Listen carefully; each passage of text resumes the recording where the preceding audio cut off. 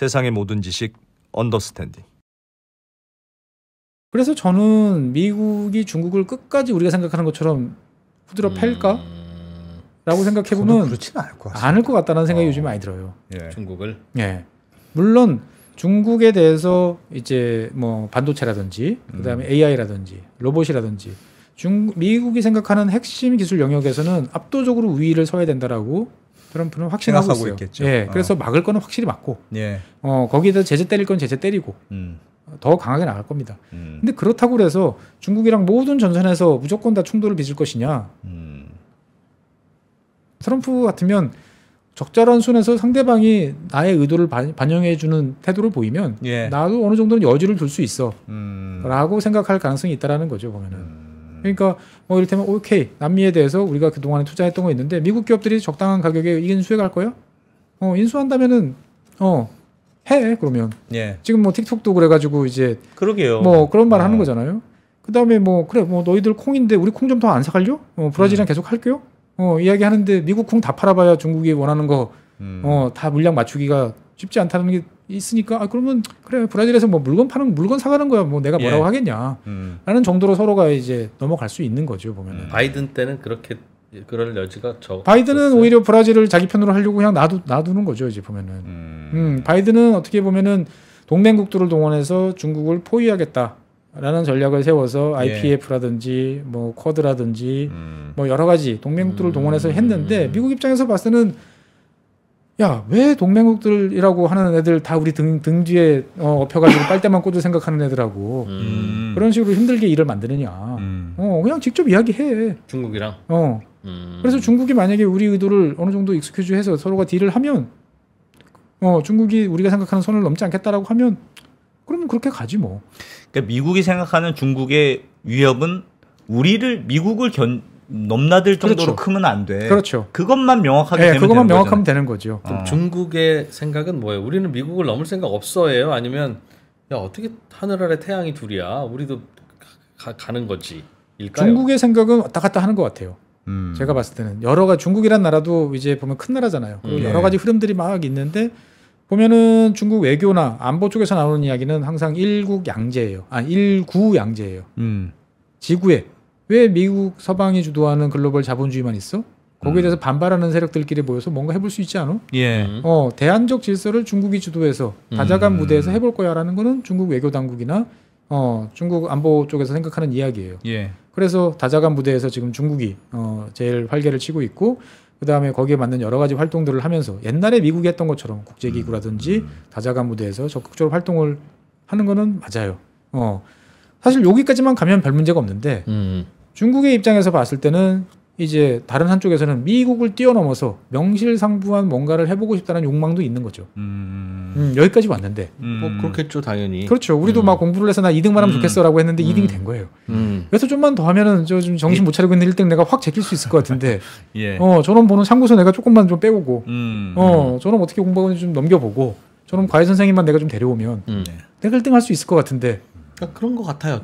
내가 중국이라도 그럴 것 같은데. 그렇죠. 그 두 가지에서 지금 중국이 정확하게 방향을 안 잡고 있는 것 같아요. 그러니 미국은 중국을 바이든이나 트럼프나 결국은 손볼 수밖에 없지 않겠냐. 그렇죠. 트럼프라고 해도 뭐 달라질 게 있겠냐 하는 생각인지 아니면 달라져. 이게 이제 잘 구별을 해야 변화가 크잖아요, 이건. 예. 그러니까 적당한 수준에서 뭐 중국도 이를테면은 우리 경제 상황도 요즘 별로 좋지 않고, 뭐 여러 가지로 봤을 때 이제 있는데, 자 우리 적당하게 적당한 선에서 이렇게 갑시다. 자 우리 뭐 중국 같은 경우 이를테면 지금까지 해군력 미친 듯이 배를 뽑았는데, 우리 배 태울 애들도 요즘 별로 없고, 우리 이 정도 선에서 갈 테니까, 미국 애들도 너무 우리한테 대해서 그렇게 공세적으로 나오지 마시오.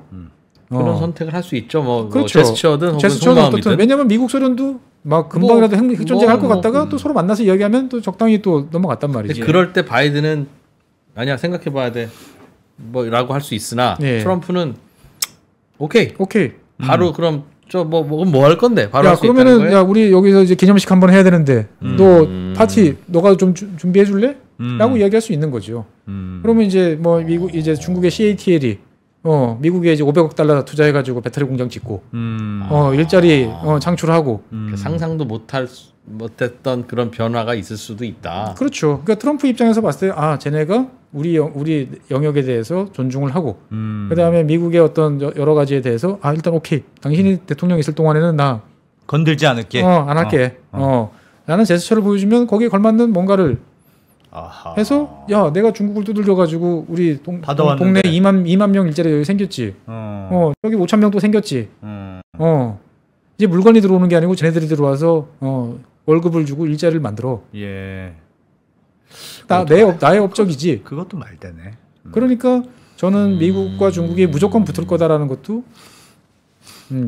당장은 하지만 지금도 시그널을 보내잖아요. 100일 내로 만나자. 그게 왜 100일일까요? 그러니까 오히려 바이든 때보다는 더 변화. 중국이야 지금이 최악이니까 긍정적인 방향의 변화를 기대할 확률이 높다. 트럼프는. 왜 100일일까?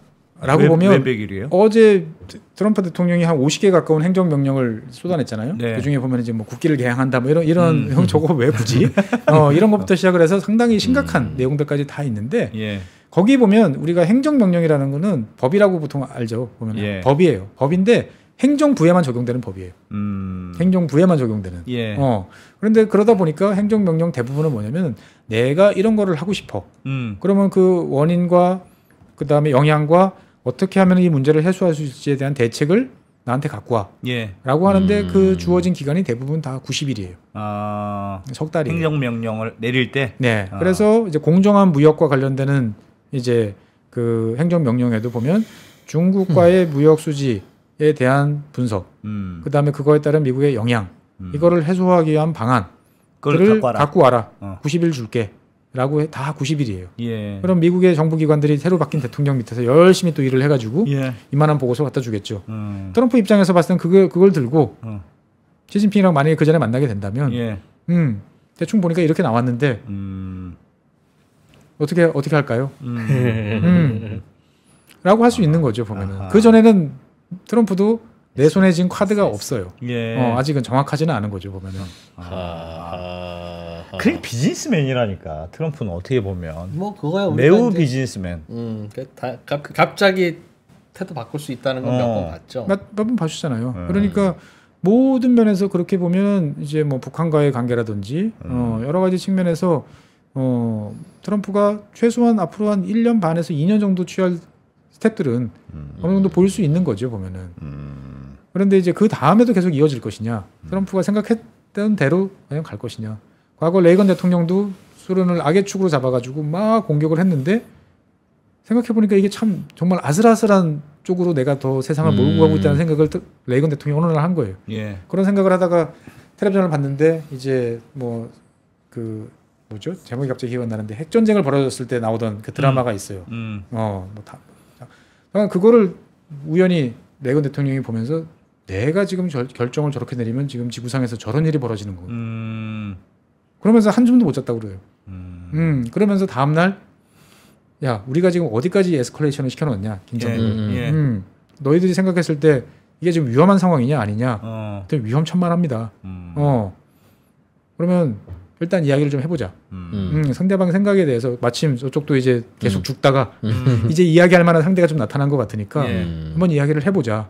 라고 해서 이야기를 하기 시작을 하니까 의외로 비슷한 고민, 비슷한 걱정, 겁내기 이런 하고 있으니까 그럼 우리가 여기서 한 발씩 물러납시다.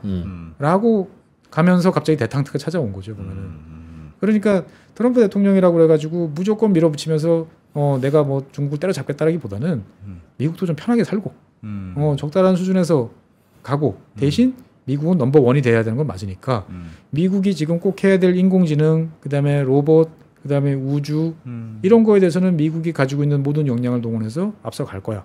이거를 넘나드는 놈들은 자관 가만히 놔두지 않겠어. 이런 정도로 이해하면 이 복잡한 모습들이 어느 정도는 좀 이해가 되지 않을까라는 생각이 드는 거죠. 미국은 어떻게 될까요? 그러니까 뭐 한 더 달 전인데 어딘가에서 들은 마틴 울프의 비슷한 칼럼이었는데요. 미국의 중산층들은 중국이 자기네 제조업 일자리를 뺏어갔다고 믿는다. 그런데 실제로 미국의 제조업은 중국이 부상하기 전부터 내리막길 걷기 시작했었고 원래 선진국의 제조업이라는 게 원래 그런 거다. 그러니까 중국이 태어나지 않았어도 미국의 그 제조업 중산층들은 그랬을 것이다. 그렇죠. 왜냐면은 이제 그 인플레이션을 잡겠다고 네. 이제 폴 볼커가 기준금리를 18%까지 올렸죠. 지금 만약에 미국이 18% 금리를 올리면은 $1 환율은 얼마쯤 갈까요? 3,000원? 3,000원 정도 갈 것 같죠. 예.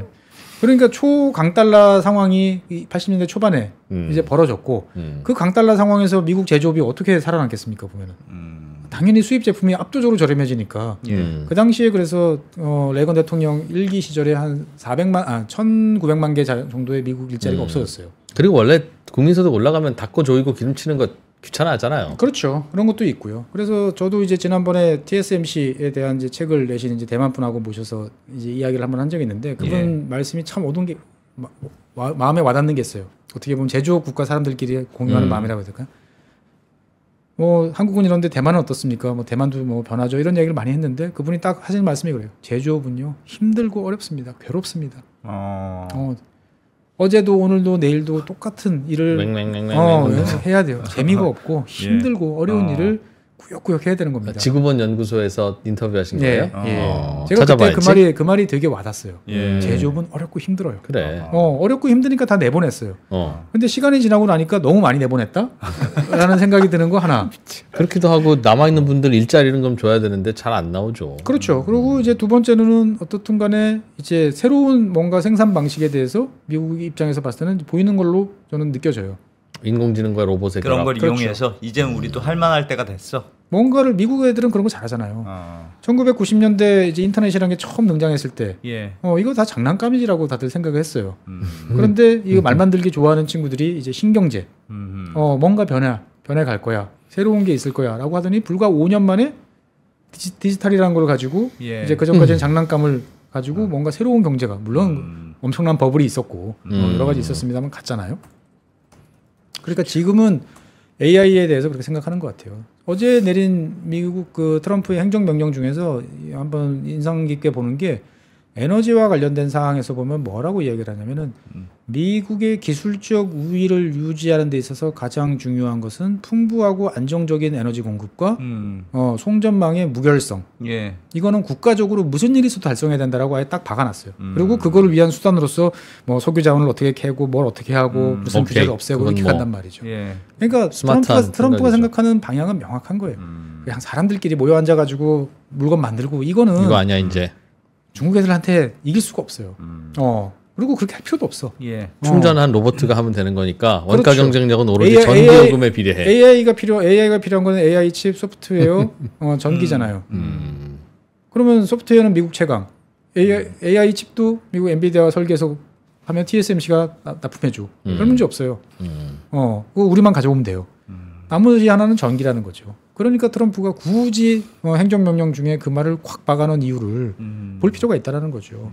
어떻게 보면은 우리나라 이제 전력 관련한 산업 당국자들이 그거를 보고 정말 표로 써붙여놔야 돼요. 세계에서 제일 잘하던 나라가 한국인데 전기 공급에 관한 한. 그렇죠. 안정적이고 저렴하고 풍부한 에너지 전력 공급에 있어서는 대한민국이 세계 최고였는데 지금은 이제 갈피를 못 잡고 있는 거죠. 그런데 미국이 자관 그걸 하겠다고 나서고 미국이 하겠다고 나서면 이제 우리식으로 국가가 계획을 세워가지고 밀어붙이는 게 아니고 온갖 기기묘묘한 비즈니스 모델들이 등장할 겁니다. 뭐 다이나믹 프라이싱부터 시작해가지고 이게 과연 말이 돼? 라고 생각하지만 어느 동네에서는 말이 되고 어느 동네에서는 말이 안 되고 여러 가지 모델들이 막 있으면서 거기서 기회를 잡으려고 또 노력을 할 거라는 거죠. 에너지. 전 세계에서 아마 그럴 수 있는 나라는 또 미국밖에 없으니까.